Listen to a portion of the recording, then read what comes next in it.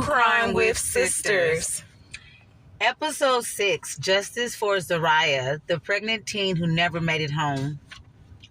Hey y'all, welcome back to True Crime with Sisters. I'm Ashley. And I'm Danielle. Today's episode is one we carry heavy in our hearts. We're talking about Zariah Dodd, a 16-year-old girl from Phoenix, Arizona. She was pregnant in state care and trying to survive a system that failed her. Zariah's story is layered with heartbreak, abuse, and a desperate need for justice. She never made it home after leaving her group home on July 4th. And what happened next is something no child should ever face. Timeline of the events. Let's walk through what we know. July 4th, 2025, Zariah leaves her group home in Surprise, Arizona. She's seen with two men, Jarrell Davis, age 36, and Jariah James Gillett, age 18. Surveillance footage shows her at Quick Trip gas station with both men. That's the last confirmed sighting. The next morning, July 5th, around 6 a.m., Zariah's body is found in Marvu Park. She'd been shot. Her identity wasn't confirmed until July 9th through dental records. She was pregnant and she was supposed to testify about her pregnancy and abuse, but she never got the chance. Now, the video news clip break here. Now, before we go deeper, we want you to see the faces and hear the voices behind this case. Watch this Fox 10 Phoenix report. This clip shows how Jarrell Davis, despite a long criminal history, was still on unsupervised probation when Zariah was killed.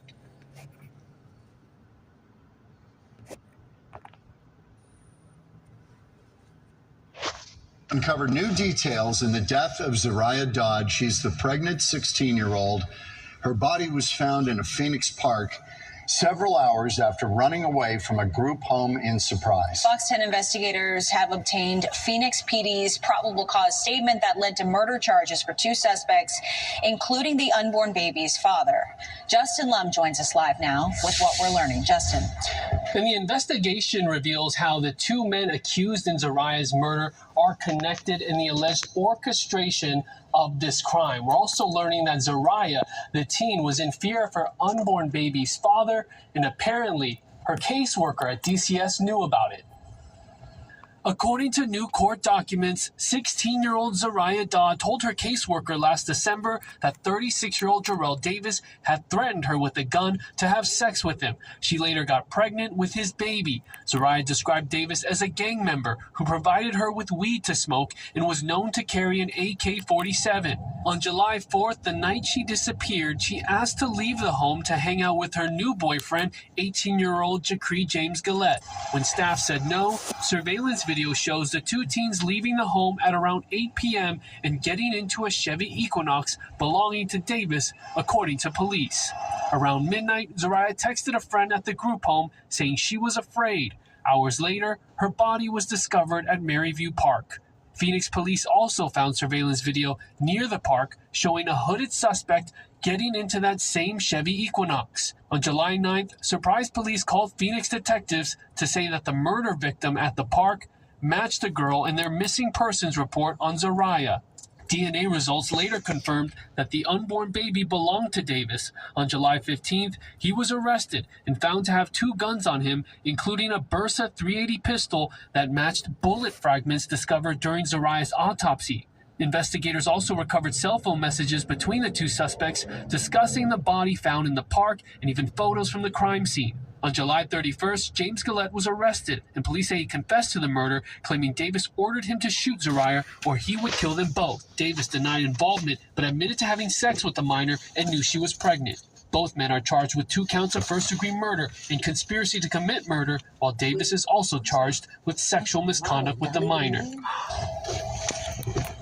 And a spokesperson for Sunshine Residential sent us a statement saying, in part, law enforcement and partnering agencies were called promptly after the teen went missing and unable to be located by Sunshine Residential personnel. Due to the ongoing investigation, Sunshine will not be making any more comments on this case out of respect for the victim's loved ones and the ongoing work from the investigative agencies involved. Now, we've reached out to DCS for comment on what we know now. We're waiting for a response. And we also know that Zariah was scheduled for an interview regarding the sexual conduct and the nature of her pregnancy, and that was scheduled just a few days after she was murdered. I'm Fox 10 investigator Justin Lum. That's a chilling reminder of how broken the system is. The suspects. Let's talk about the two men that she was last seen with. Jarrell Davis, 36 years old. He believed to be the father of Zariah's unborn child. He was on supervised probation with over 30 charges, including sexual exploitation of another minor. He had violated protection orders. He wasn't supposed to be near Zariah, but somehow he was still free. Then there's James Gillett, Zariah's boyfriend. He confessed to the murder, said Davis ordered him to do it or he'll kill them both. That's manipulation. That's fear. That's a child being used as a pawn in a grown man's twisted game. Systematic failure. Zariah was in state care. She was vulnerable, and she was scheduled to testify about her pregnancy and abuse. That means the system knew. They knew that she was in danger. Davis had a history. He had violated probation. He had restraining orders, and yet he was still walking free.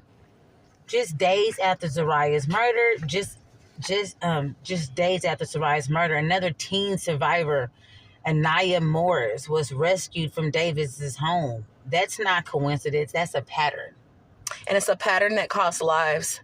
Black girls in care are not being protected. They're being ignored. Community response and reflection. Now, Zariah's story isn't just about one tragedy. It's about how our systems fail Black girls. She was 16. She was pregnant. She was scared. And she was trying to speak out. But she never got that chance. We need to ask, who's protecting our daughters? Who's listening when they cry out? Zariah's name deserves to be remembered. Her story deserves justice. And her unborn child deserves to be mourned. We're going to take a few moments to talk about what we are getting from everything that we've investigated and how we're going to reflect upon all of this. It was a sad situation. All about this was our last case was about a child. She was a minor. She wasn't a little kid, but she still was a child, 16-year-old child. I remember being scared because I had my daughter at 16. So I just kind of remember being scared, and I just could imagine what she was going through. Getting lured in by her boyfriend, who she trusted, just to, be hurt by her by the child's father. Like, where was she at to even engage with this grown man? He was 36. So yes, it was terrible. I just feel like how we talked about the systematic failure. What kind of group home was she in where they weren't monitoring like her behavior, where she was going, who she was surrounding herself with? Why wasn't something done when she reported rape in the beginning? Was she provided an opportunity to see a doctor after her rape to see if she wanted to continue the pregnancy or not? It's a whole lot of questions that I have. It mentioned that Darrell was bringing her weed. I'm like, were they drug testing her to make sure she was or wasn't doing drugs? It's just so many things, so many patterns in her behavior that I think that the group home should have caught as well. She's hanging out with older men. She's high. Was she even going to school? It doesn't mention anything about her going to school at 16, even pregnant. She still should have had some kind of schooling going on, whether it been like a GED program or going to a school for teens that are or mothers that are trying to work on getting, their high school diploma. It's just so many gaps in where she was neglected as a minor. Yes, absolutely, Danielle. It just seems like it's just so many unanswered questions. about everything. You know, like the day of the murder, July 4th, it says that she left her group home. So like you were saying, what are the like what are some of the requirements, or what are some of the rules? Like, do you have to sign out? Do you have to check in with your caseworker to let them know where you're going? Like, where are the rules that that are supposed to take place or or be set to where this could have been prevented in some way? Now, we all know when it comes to misbehaving and not doing what you're supposed to do or do anything, she was already pregnant. It wasn't like it was the pregnancy was due of the rape, right? Mm-hmm. Right. So it's like all that, it all comes to where the just plays part with the system failing her, and this everybody knew about all this, and she was scared. She was scared. She was expressing herself that she was scared of the baby daddy and all that. I even feel like the boy, even though Jack Rye, or yeah, I think that's how you say his name, even though he did that, he was also manipulated to do that. I feel bad for him as well too. He was just 18 years old. He still knew what he was doing, but he was influenced by this grown man with this twisted game that just manipulated them both. It just really was horrible. A horrible situation. I'm confused too on why he wasn't arrested. It says that he violated his protective order that she had against him. He already had 30 prior charges, one including, sexual assault on a minor. And if her rape was reported, he should have been arrested for that. I don't understand how he was on probation still able to walk around, harass her or her boyfriend if he had already broken the protection orders. Normally, that's what happens when you break a PO, you're arrested. You're not able to walk around free. Right. There's not any information about him being arrested or released on probation or anything in regards to her. It's like, they just kind of let him do what he wanted to do. They didn't protect her. It didn't seem like the state of Arizona cared anything about what was going on with her safety. No, absolutely. I mean, that's all. Like it all goes back to that circle with we keep on expressing and the system played off, because you would think about how the system is, and when a person is getting jailed and getting violated for something smaller than that and doing all that, but yet the ones that are committing crime after crime and telling us that they're not rehabilitated, they're showing us every day by committing these same crimes, but yet they're getting probation, yet they are released back out here with not some type of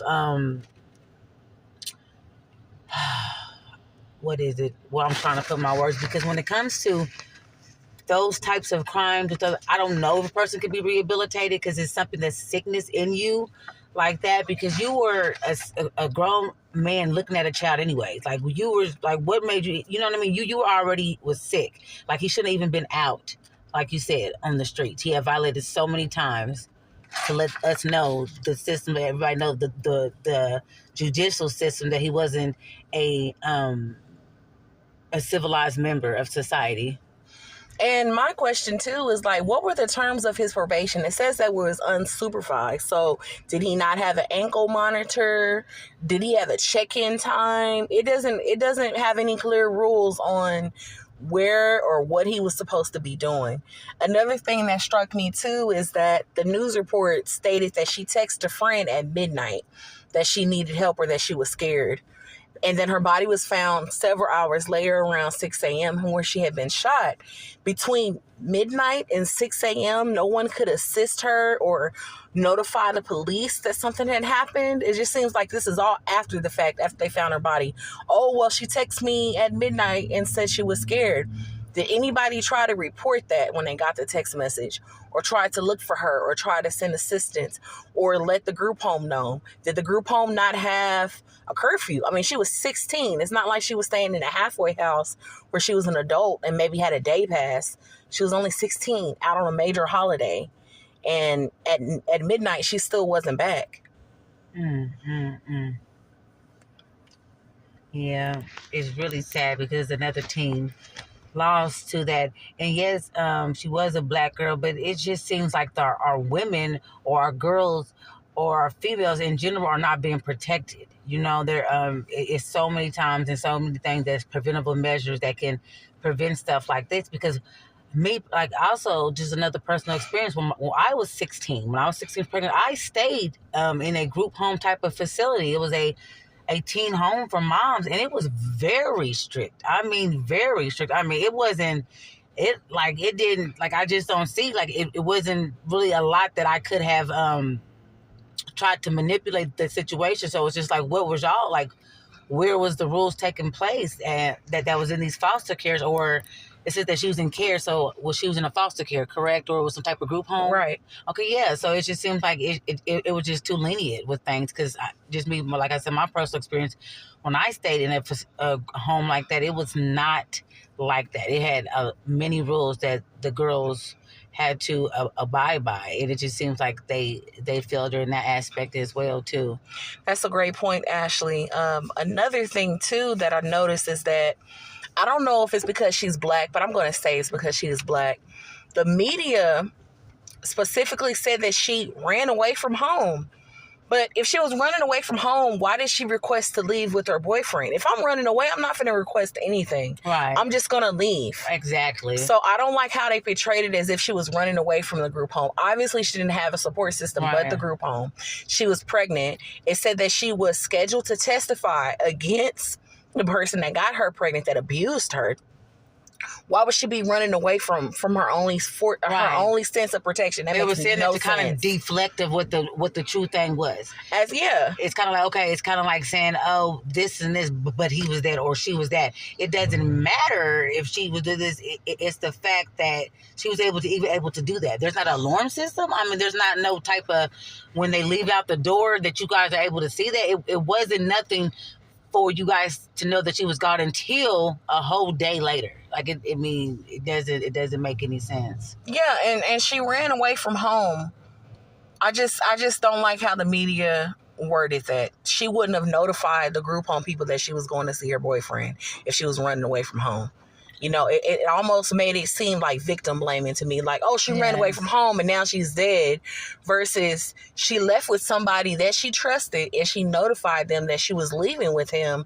And she didn't make it back because something bad happened to her. Right. You know, she was a victim. I don't think she was a runaway that was running away. And, you know, that happened to her because she ran away. It happened because an evil person wanted to silence her for something that she said that she was going to do, which was testify against him. Right, because of what his wrongdoing is. It kind of reminds me of a case back at home.